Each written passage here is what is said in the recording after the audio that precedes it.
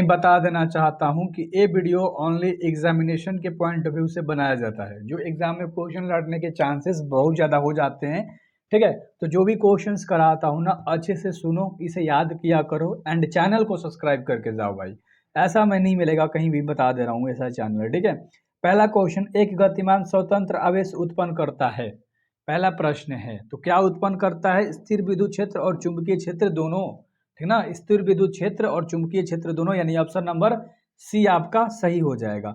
दूसरा नंबर का सवाल है, विद्युत धारा के चुंबकीय प्रभाव की खोज निम्न में से किस वैज्ञानिक ने की थी? तो वैज्ञानिक का नाम बताना है, ठीक ना। तो किसने किया था? ऑस्टेड ने किया था। ऑस्टेड, ऑस्टेड ने किया था। अच्छे से इंग्लिश में भी आप याद रख सकते हो, ठीक है। ऑस्टेड ने किया था। 3 नंबर का सवाल है आपका, चुंबकीय क्षेत्र के में गतिमान कण का अपवर्तित रहता है। तो क्या अपवर्तित रहता है?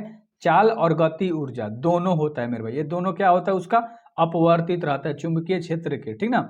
अगला सवाल जो कि 4 नंबर का सवाल है, लॉरेंज बल की दिशा ज्ञात करने का नियम। तो लॉरेंज की दिशा आप कैसे ज्ञात करते हो? फ्लेमिंग के बाएं हाथ के नियम से, ठीक ना। याद रख लेना, ऑप्शन नंबर ए आपका सही हो जाएगा, ठीक ना, बाएं हाथ के नियम से। अगला सवाल जो कि 5 नंबर का सवाल है, एक आवेशित कण भी वेग b चुंबकीय क्षेत्र में गतिमान है, तो कण पर लगने वाला बल अधिकतम क्या होगा? ठीक है, अधिकतम क्या होगा? क्वेश्चन आपने देख लिया, इसका आंसर क्या होगा? b और b परस्पर लंबवत होता है, ठीक ना। b और b परस्पर लंबवत होता है। 6 नंबर का सवाल है आपका, एक आवेशित कण एक समरूप चुंबकीय क्षेत्र में गति करता है। किसी क्षण पर कण का वेग चुंबकीय क्षेत्र के साथ न्यून कोण बनाता है, तो कण का पाठ होगा। तो 6 का ऑप्शन नंबर कौन सा इसमें हो जाएगा? कुंडली नीवत। क्या होगा मेरे भाई? ऑप्शन नंबर सी, कुंडली नीवत आपका आंसर सही हो जाएगा। 7 नंबर का सवाल है, एक आवेशित कण एक समरूप चुंबकीय क्षेत्र के लंबवत प्रक्षेपित किया जाता है, तो कण के पाठ के द्वारा घेरे गए क्षेत्रफल का मान अनुक्रमानुपाती होगा। तो किसके अनुक्रमानुपाती होगा? ठीक है, वेग के नहीं होता है, ठीक ना।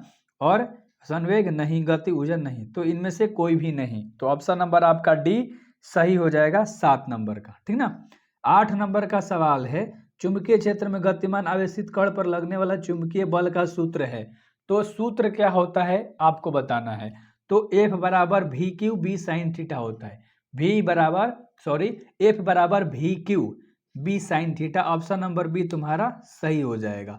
9 नंबर का सवाल है आपका, डिस्क्रिप्शन में व्हाट्सएप ग्रुप का लिंक होगा, ज्वाइन हो जाना, अच्छे से सब्सक्राइब करना, इस वीडियो को शेयर करना, ठीक है। एक आवेशित कण को अस्थायी व समरूप विद्युत व चुंबकीय क्षेत्रों में जो परस्पर समांतर है, तो विराम अवस्था से छोड़ा जाता है, तो कण की गति क्या करेगा? तो 9 का ऑप्शन नंबर आपका ए हो जाएगा, सरल रेखा में गति करेगा, यानी कि सरल रेखा की ओर जाएगा, ठीक है, सरल रेखा यानी सीधी, ठीक ना।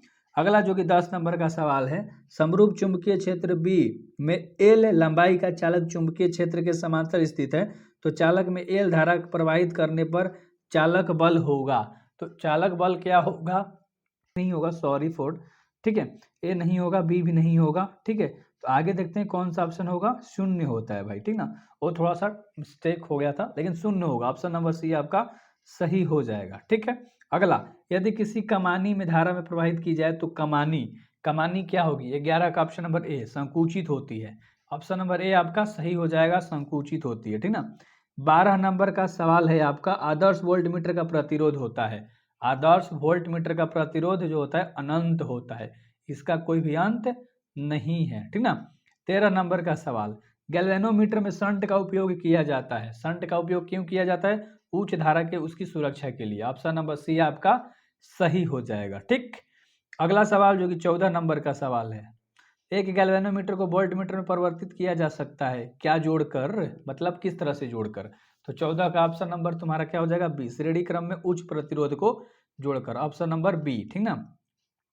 15 नंबर का सवाल है, साइक्लोट्रॉन किस कण को उच्च ऊर्जा तक त्वरित करने के लिए उपयुक्त नहीं है? तो 15 का ऑप्शन नंबर बी हो जाएगा, इलेक्ट्रॉन। क्या होगा? Electron, option number B. 16 नंबर का सवाल, जड़ कुंडल धारामापी में कुंडलिनी के मध्य नर्म लोहे को क्रोड में रखते हैं, ताकि, मतलब किस लिए क्रोड में रखते हैं? ये जनरल क्वेश्चन है। तो चुंबकीय क्षेत्र केवल त्रिज्या हो जाए इसीलिए।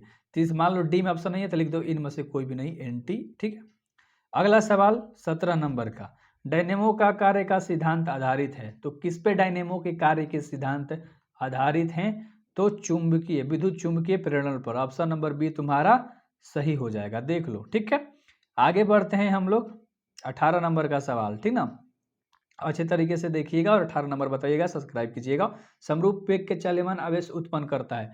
समरूप वेग से चाल्यमान आवेश उत्पन्न करता है, क्या उत्पन्न करता है? केवल चुंबकीय क्षेत्र, यानी ऑप्शन नंबर बी तुम्हारा सही हो जाएगा। ठीक है, 19 नंबर का सवाल है, धारावाही वृत्ताकार कुंडली के केंद्र पर चुंबकीय क्षेत्र, यानी 19 का ऑप्शन नंबर क्या हो जाएगा? कुंडली के समतल एवं लंबवत होता है।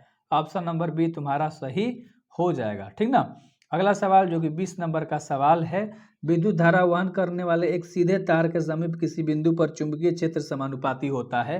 तो 20 का ऑप्शन नंबर आपको मारना है दूरी के व्युत्क्रम के। ऑप्शन नंबर तुम्हारा सी हो जाएगा।